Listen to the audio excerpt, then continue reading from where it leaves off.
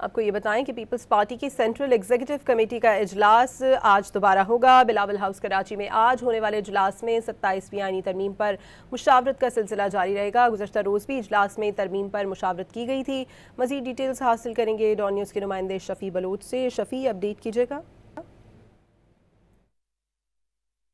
जी, 27वीं आईनी तरमीम से मुतालिक पाकिस्तान पीपल्स पार्टी की एग्जीक्यूटिव कमेटी का गैर मामूली इजलास जो कि गुज़श्ता रोज़ भी जारी था और आज दूसरे रोज़ भी इजलास मुनक्किद होगा। और पीपल्स पार्टी के चेयरमैन बिलावल भुट्टो और को चेयरमैन सदर ममलकत आसिफ जरदारी की क़यादत में जो है वो CEC का इजलास जो है मुनक्किद होने जा रहा है।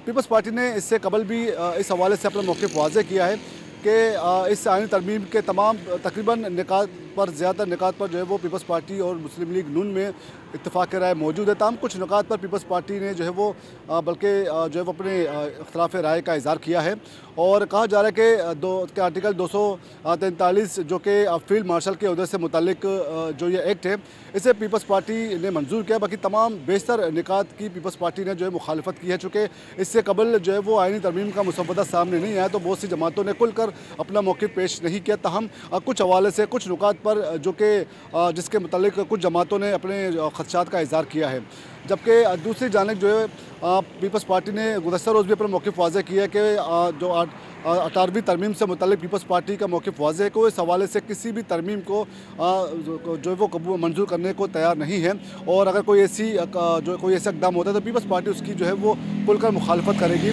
जबकि दूसरी जानिब दीगर सियासी जमातों दीगर स्टेक होल्डर्स को भी ऑन बोर्ड लेने के लिए उन्हें 27वीं तरमीम के मुतालिक उनकी हिमायत हासिल करने के लिए वज़ीर आज़म की जानिब से भी जो है वो एक कमेटी तश्कील दी गई है कि वो तमाम स्टेक होल्डर से रब्ता करे और उनसे मुज़ाकरात करे ताकि 27वीं आईनी तरमीम को अक्सरियत राय से जो है वो इसकी मंजूरी हो सके। लेकिन ताम पीपल्स पार्टी ने जो है वो कुछ नुकात पर अपने खदशात का इज़हार किया है कि जो है वो NFC अवार्ड के हवाले से पीपल्स पार्टी जो है वो किसी कंप्रोमाइज़ करने को तैयार नहीं है।